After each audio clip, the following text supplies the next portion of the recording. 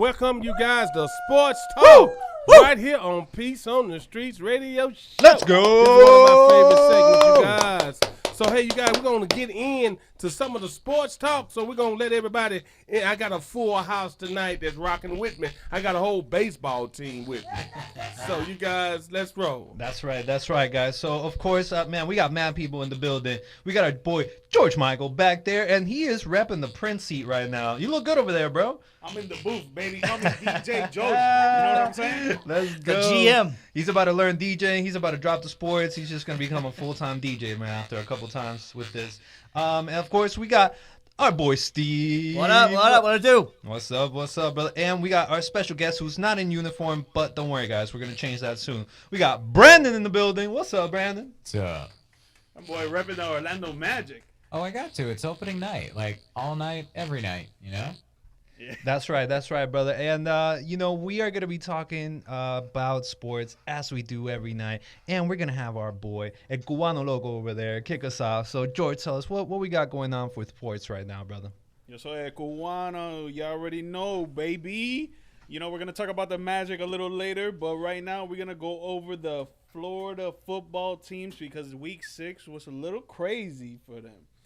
Tampa Bay Buccaneers, they lost to the Atlanta Falcons. 16-13, dropping the record to 3-3. Baker Mayfield had 27 completions with 42 attempts, 245 yards, 1 TD, and 1 interception. Mike Evans, 6 catches for 82 yards and 1 TD. The Bucs are now second in the division behind the Falcons, and they play tomorrow night the Buffalo Bills at Buffalo. Steve, I know you were watching that game, and Brandon, I know definitely you were watching that game. Well, let me hear some of your opinions on what exactly happened on how they folded at the end. Well, I mean, I think it's just a Baker Mayfield problem, honestly, really. That's a good word it's going back to, honestly. We were talking about this last week as well, you know? Like, it's about time for maybe the change. And then, honestly, I think what's going to happen, it's only a matter of time. They're going to go to Buffalo. Same exact situation is going to happen. When is it Kyle Trask time? You know? Like, when is it time? I don't know.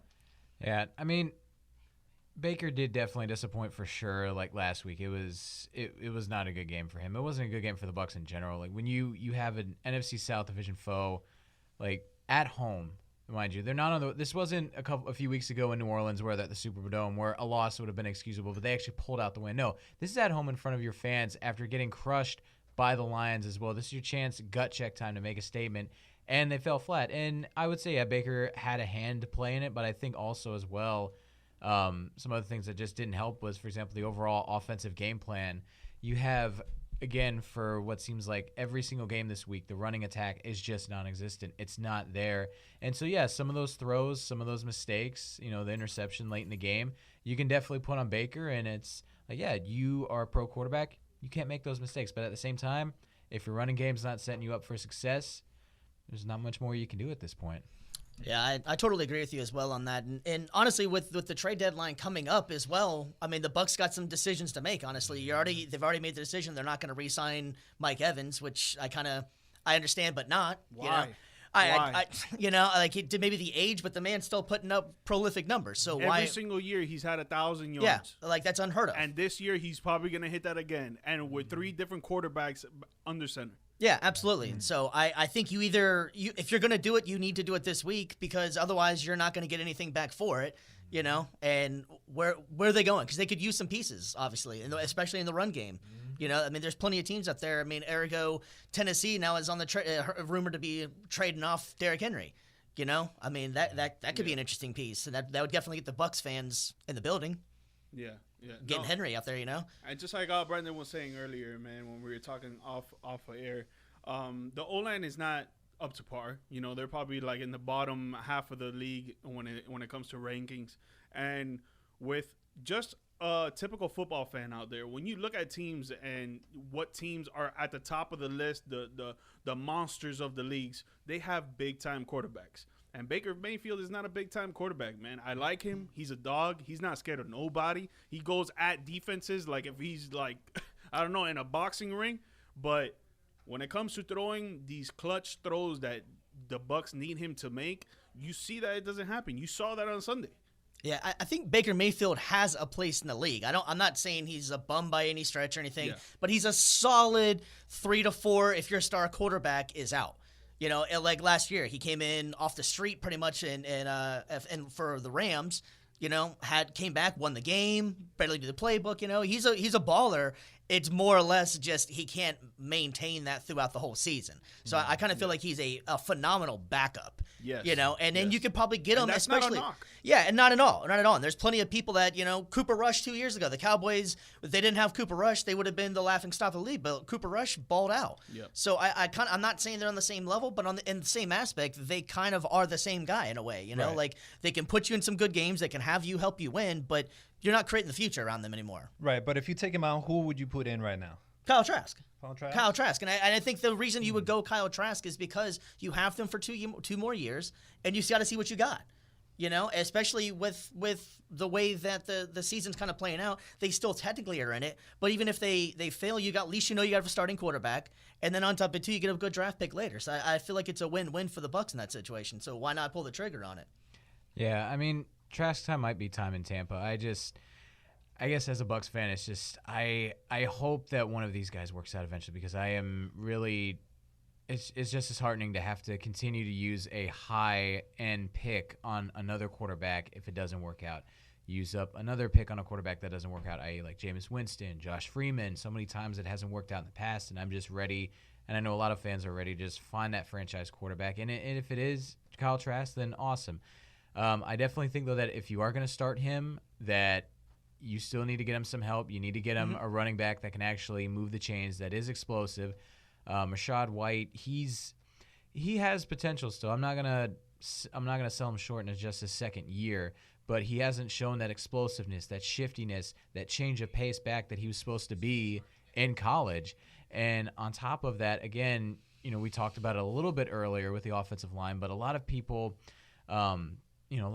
I don't think really get how important having a great offensive line is in football. Absolutely. A lot of times it's overlooked, but you know, it's the these game is won in the trenches. exactly. 100%. But everybody 100%. kind of looks at the offensive linemen as just these big, you know, for lack of better terms, just big dumb brutes that really the don't big know uglies. much better. Yeah, exactly. Yeah. But some of the best teams in the league also not just have great quarterbacks, they have great offensive lines, and a lot of times great offensive lines can take average to good quarterbacks and make them look great. Look at Jalen Hurts and the Eagles. The tush push is probably the most spammed play or imitated play in football right now because of just how great that Eagles offensive line is. So, you know, invest in a running back, maybe to give Rashad White a break. I know Chase Edmonds is coming off the IR, I believe, this week or in the next couple weeks, which will be good. But they need to also start looking at some replacements maybe for Matt Filer, because he has not been a good offensive lineman replacement for somebody like Ali Marpet, former Pro Bowler who retired a couple years ago. Right. And maybe look into finding somebody as well that can take over at center, because Robert Hainsey, you know, again, I wore the same number in high school. I wore number 70 as my favorite number, but it's like, dude, you gotta step it up, or else you're gonna be a career backup. So, gotta figure it out. Well, I don't know how. I know whenever it comes to the players, right? Like we can get some, lose some. Some people might prefer somebody to somebody else. But what do you guys think about Todd Bowles? Like, how do you think he's been doing as far as coaching for the Bucs? Man, I mean, the fact that like everybody has to look at each other to kind of answer, like, where do you start at first? But Yeah. I mean, I guess I'll start it. I guess like I don't think he's bad, but I definitely don't think he's good. Really, I mean, I think that he's better at. He's a defensive coordinator that he got lucky to have Tom Brady in the building with him for a little bit to keep his job, and I think he is kind of why they haven't made the Trask move as well, because head coaches want to keep their jobs. I mean, who wouldn't want to be a head coach? But I don't think he's bad. I think he, again, has a place in the league. It's just maybe not in the head of the league. Right. And Or there's head of the team, excuse me. And there's nothing wrong with that. Not everybody can be a head Right. coach. Like Monty Kiffin, when he was the coordinator for the Bucs, a lot of people wanted him to take over when Dungy was gone or when Gruden left. And it's like, no, he knew his role and he excelled at it. And Bowles, to his credit, put together a really great defense in the 2019-2020 seasons. And it was a good building block for the next few years to come. But the issue is, I think now that with BA retiring, I think that we're kind of seeing that maybe in the end he is just a really great coordinator. He's got a great defensive mind, like a blitzing 3-4 scheme. It's fantastic, but running the head coach, it's a lot more than just calling X's and O's. It's just so much more to do with like relating to players and making it all work. Yeah, I think a prime example of a guy like that is Vic Fangio.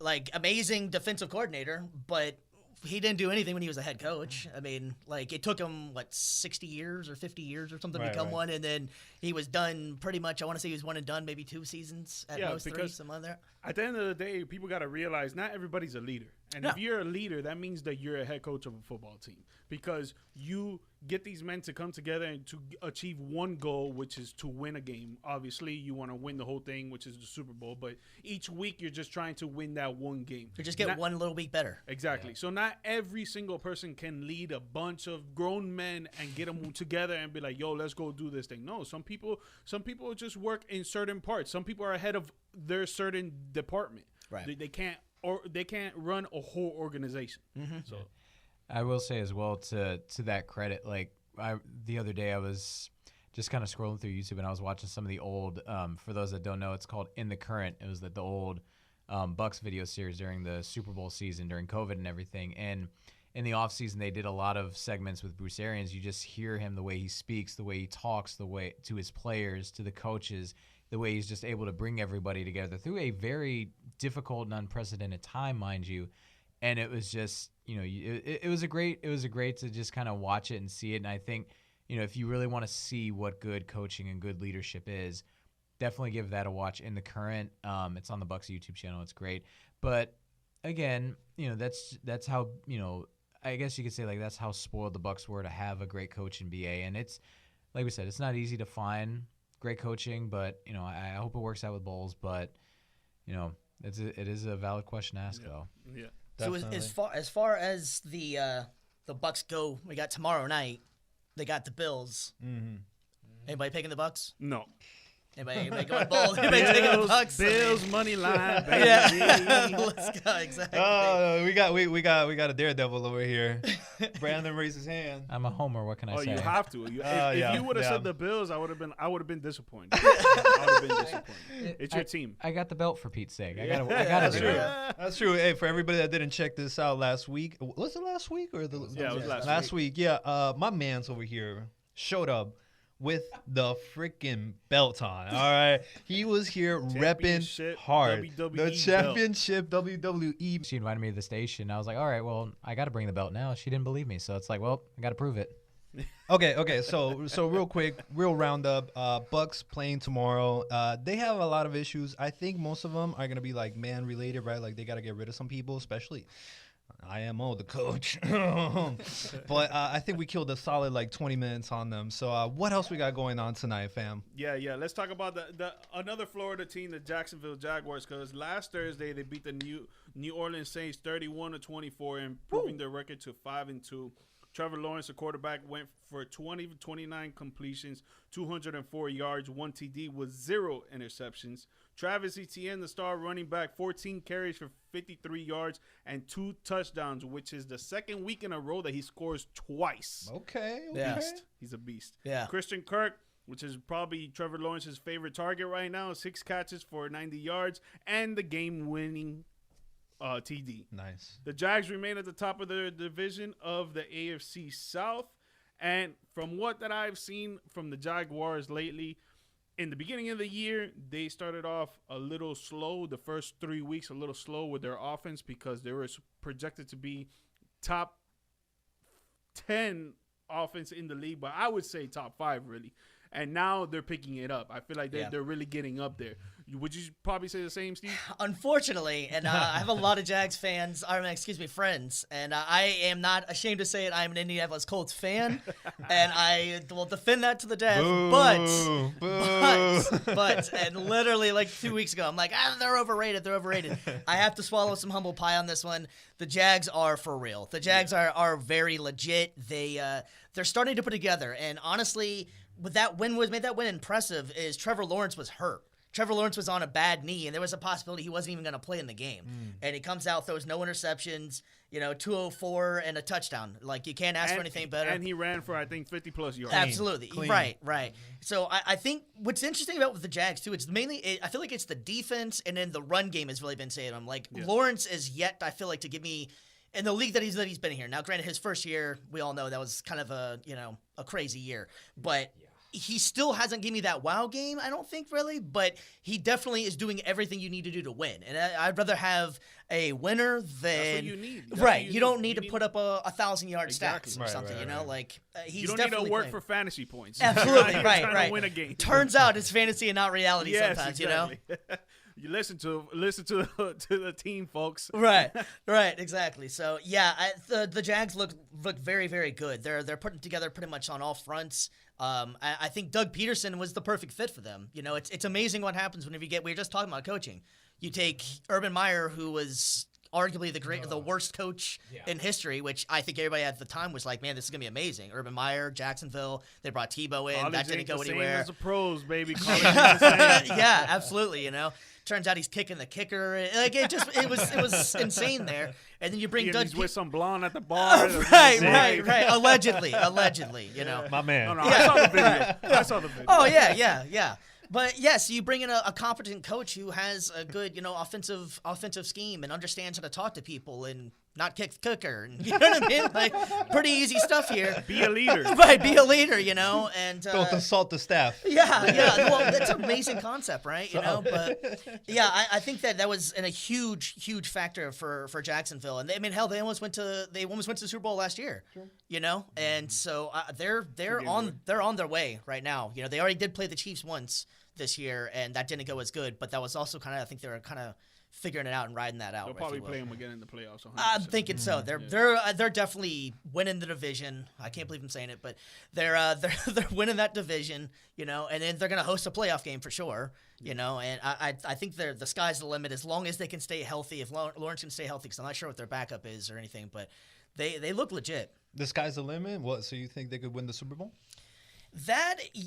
Actually, I really do. I really hurts. Really hurts. Okay, the now, defibrillator. don't give me that contender thing, because that everyone is a contender, Yeah. right? If you make it, I'm the saying Colts are not everyone. contenders. Okay, I'm but sorry. pretty much everyone. Wow. Okay, sorry, 80% of them are the contenders. But all right, I've only asked George this question, but since I got you guys here, I'm gonna ask y'all point blank right now: who could win the Super Bowl? Who could win? Like how many teams? Before you answer, Yeah. I got $10. He says the same thing I said. Okay, let's hear it. Let's hear it. All right. Do I get that money too? Because I think I've seen the video.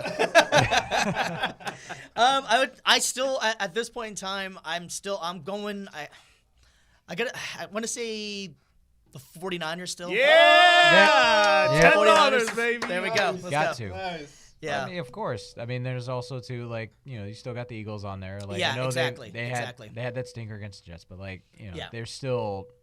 You went to the Super Bowl last year. You have most of the team intact. Like they're gonna be fine. Yeah, and what's kind of funny too is that it almost kind of feels like Kansas City all of a sudden, even at 5-1, everybody's just acting like they don't exist anymore or something. And yeah.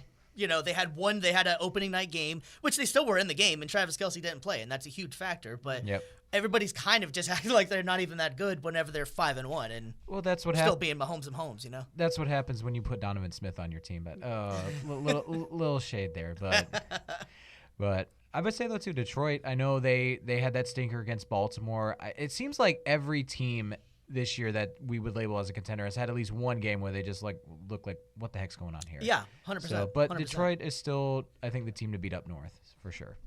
Definitely. And, man, we have been talking out of our minds for like 30 minutes, fam. So we're going to go ahead and get a quick break in. We're going to play a song, de-stress. Everybody at home, go get some wine, go light your candles, and we'll be right back with a little bit of sports talk. Yeah. Let's go. Groups, and that's called GQ. And it's called I Do Love You. We're finna get back with the sports, you guys. I hope they talk about the Patriots. We on our way to the Super Bowl, baby. Man, listen, Prince, we were just talking about football. I just asked who could win the Super Bowl, and you know who did not come up in the conversation? The Patriots, dog. Ain't nobody voted for the Patriots, man. Nope. So I hear the money truck backing away. The Patriots beep, beep, It's beep. over. It's over. The Cowboys left us. The Patriots left us. We ain't got no brand loyalty around here, man. Maybe we should have a little more brand loyalty, but we just can't help it. And be honest, dang. Hey, talking about the Patriots, man, their rivals, the Miami Dolphins, they had a big-time game on Sunday night against the Philadelphia Eagles, but came up short. 31-17. Their record drops to 5-2. Tua Tagovailoa had 23 completions for 32 attempts, 216 yards, 1 TD, and 1 interceptions.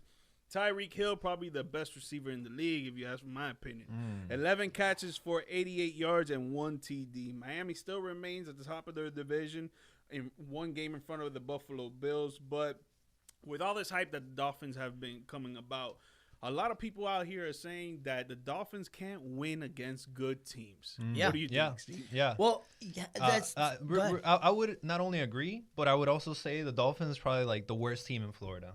Just putting it out there. Facts.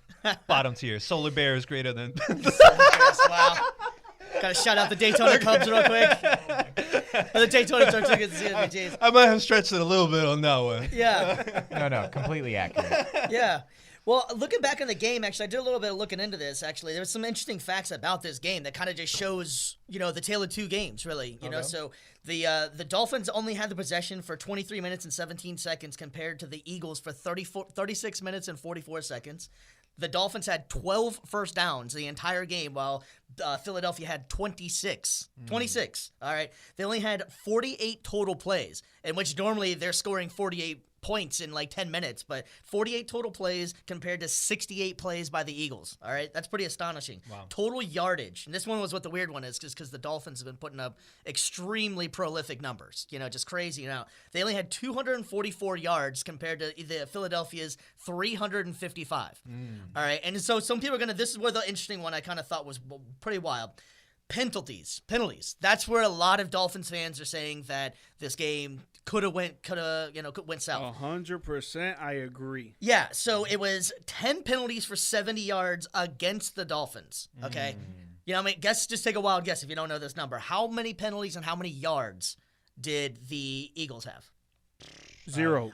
Yeah, exactly. I was gonna say the same amount I had during the game on Sunday as well. 0. That's crazy. So you can chop it up to that, but I just think it's coming down to the fact of like once they start playing people that can score along with them, that's where it kind of goes into the problems that they're running into, and it's going to hopefully they'll ride the ship and get it correct, because I think they're the type of team that has to have that home field advantage, And now that they've lost a game, they're going to have to hope that Kansas City loses a game as well, because they're just not going to be able to get home field advantage, and that's pretty much the championships have been going through KC.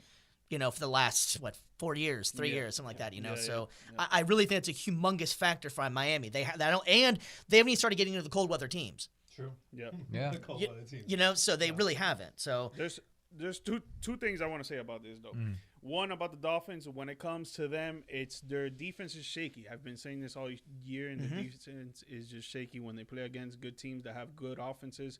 You see that they're not the same team, but they do have two secondary players that were out, Jalen Ramsey and Xavier Howard. And they're supposed to be coming back. The rookie was covering the best receiver, A.J. Brown, so it really takes a toll on their defense, and I think their defense will come down together down the line. For sure. Yeah. Now, the second thing I want to say is I think the NFL is turning the Philadelphia Eagles into the next New England Patriots, giving them all the calls and not doing anything for anybody else. Because you see it in multiple games. It wasn't just on Sunday, but you see it in multiple games. But on Sunday, you saw this dude, Cedric Wilson, go for a catch, and the guy literally grabbed his face mask in front of the referee. Let's say it was right there. The play was happening right there, and I was the referee. It happened right there, and the guy went. Walked away. Did not do anything. He had to go take his union break, bro. How can you tell me that a football team had 0 penalties in a game? When does that ever happen? Never. When does that ever happen? That's virtually never. I don't think that's ever happened, but honestly, like I cannot name one time. Yeah. So I think the NFL are literally turning the Philadelphia Eagles into this whole franchise that they want to circle around their league after, and I don't think it's right. Yeah, and I think the interesting thing is for the Dolphins coming up. That's what I was saying before I was looking at it, just because I was kind of interested in see where this where this path leads, and it's really beneficial for the Dolphins. So the next 6 games are the Pats, the Chiefs, the Raiders, the Jets, Washington, and Tennessee. Guess what 5 out of those 6 teams all have in common? They don't have winning records. They're horrible teams. So essentially they could go 5-1, or they could possibly pull off one against the Kansas City. Who knows? It depends on if Taylor Swift shows up. It's in Germany. Yeah. Too. It's in Germany, so Yeah, that's Germany. kind of a neutral site. Yeah, so exactly. in reality, they could write be this. They could totally change this. 100% should be there. Yeah, and the next 6 games are 5 out of them are all teams that are not good teams. But that's not good for the Dolphins. Right. Because when it comes to playoff time, you're out here like, yeah, we're super good, we're super nasty. We're like, okay, we'll see what's up when it comes to playoff time. Kansas City, Jacksonville, maybe LA, the Chargers, maybe Baltimore. Yep. Those are really good teams right there that have offensive firepower that can keep up with you. Yeah. So your defense needs to come out and show up. Yeah, it's that old Tyson quote. Everybody's got a plan to get punched in the mouth. They go out there, they Until you get score. punched in the mouth. You know what I'm saying? I mean, it's the truth, really. So I think with the Dolphins, that's really going to matter. They have to win these next games for the simple fact that they need that home field advantage. I really honestly believe that that's a humongous factor for them. Yeah, and with Miami as well, one thing that they've been lauded about this whole season, well, the past few seasons actually, is their head coach. He's been lauded as like being a great offensive mind. Like he's been able to adapt, he's been able to adjust, he's been able to come up with so many different formations, play types, and to just throw opponents off.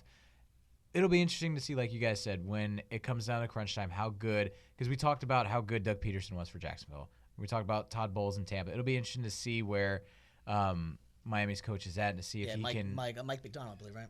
I feel like it is, but yeah, we'll see where he's at, where he kind of fits it, because he's a younger guy too. We'll see if he's Mike able. McDaniels? Mike Yeah, McDaniels, Mike yeah, McDaniels. yeah, Yeah, it'll You be said Mike interesting. McDonald. I was like, what? Yeah, he's the one that had the farm. You know what I mean? Yeah. Yeah. Oh, I thought he was the one that made McDonald's, but all right.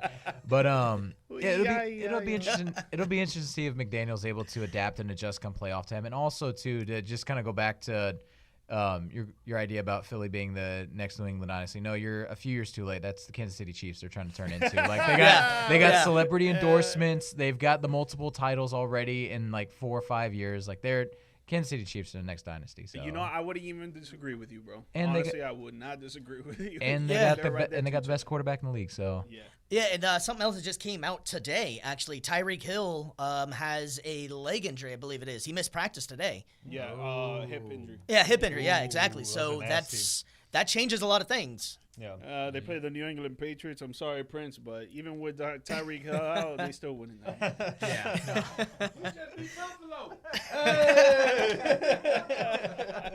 Buffalo, didn't like that. Buffalo looking shaky on offense too, man. Like it's like they can't get it together when they do something bad in the first quarter. They can't get it together in the rest of the game. I don't know why. Yeah, isn't it could be wrong in this one, but Tua's never lost to Belichick though.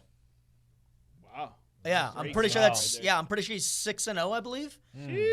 Yeah, that's that's another one that's an interesting thing with Tua, because of the contract situation. They played hardball with him. They didn't resign. So realistically, he fits exactly what they do, but if they lose him, are they really going to change? Really? I mean, No, it's a good time to face Bill too, because Belichick is not in the best times right now. Like his time kind of passed. Yeah. They had their thing. They were a dynasty. They were killing the 2000s or whatever. But He got an extension over the summer though. he's got to go, bro. Yeah, he That's did. crazy. He's been figured out. Once They're they got talking your about trading number, him. yeah, They're talking about trading him. yeah. There's rumors out there. bye, bro. Peace out. I was gonna say though too, like if Miami don't want to pay Tua, I know a team that does in Florida. Yeah. I'll take him.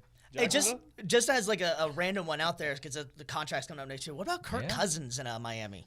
Man, I would like to see Kirk Cousins get traded to the Atlanta Falcons right now. Right now, Right my now. God. you ain't riding with Ritter. No, Oh, man, my no. You just better hope that Kirk Ritter doesn't got to get out of there. whoever signs Kirk, just hope that you don't get any primetime games because that guy folds. I when don't the know. lights are on bright. Something about does. Kirk going there. I just think that could work out pretty good. The play action, and he got two insanely fast receivers. I mean, like, I don't Wait, you know. don't like Tua though? You don't like Tua? Oh, I'm not saying that. I'm just saying if they don't re-sign him. They were worried about the injury Yeah. thing, and he's proven that he's been pretty good. Maybe the getting slammed on his back in the offseason with the jiu-jitsu stuff actually made sense. He's been doing pretty good with it. Yeah. But, I mean, I don't know. You know? Well, We'll see. Atlanta draws a lot of 1 o'clock games, so they don't have to worry about him Yeah. coming up short. Yeah. For sure. Okay, so before we move on to the Orlando Magic, man, just a quick reminder: the Dallas Cowboys came off a bye. You know, their record is at 4-2 right now. They host the Los Angeles Rams on Sunday. Quick hitter. Who do you got? Cowboys, Rams. Rams. Cowboys. Cowboys. Rams. Just to spite Mimi. Okay. Mimi will say Cowboys, so that's 3-2. Yeah. I don't know about Prince, but if I speak for Prince, he says Cowboys. Yeah, I would assume. No, he don't. No, There he you go, don't. Rams, He baby. don't. We got 3-3. Okay. Hey, ask him whose house this is. It's Rams' house. Let's go. It's Rams house. I guess we're about to. Hey, remember that thing we were talking about before we came on? I guess we're Yeah. doing it. Yeah, guess I'm we're in. doing I'm it. in. All right, so we got bets going here. All right, so we're gonna Uh-oh, see uh-oh. who's gonna get the Cowboys, who's gonna get the Rams. All right, Yeah. so we'll see who wins next show or the show after. Next show, whatever. Yeah, next show, Regardless. next show, for sure. What All else right. we got, bro?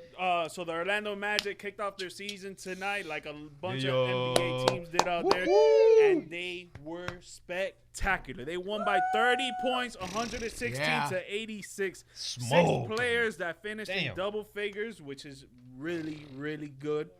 Solid team Cole play. Anthony came off the bench with 20 points, 8 Nice. rebounds, 2 assists. That's a great 6-man for the Magic right there. And then Pablo Banchero, he had an okay game, but with your teammates scoring lights out like that, you don't even need to have a great game. True. 12 points, 5 rebounds, 5 assists.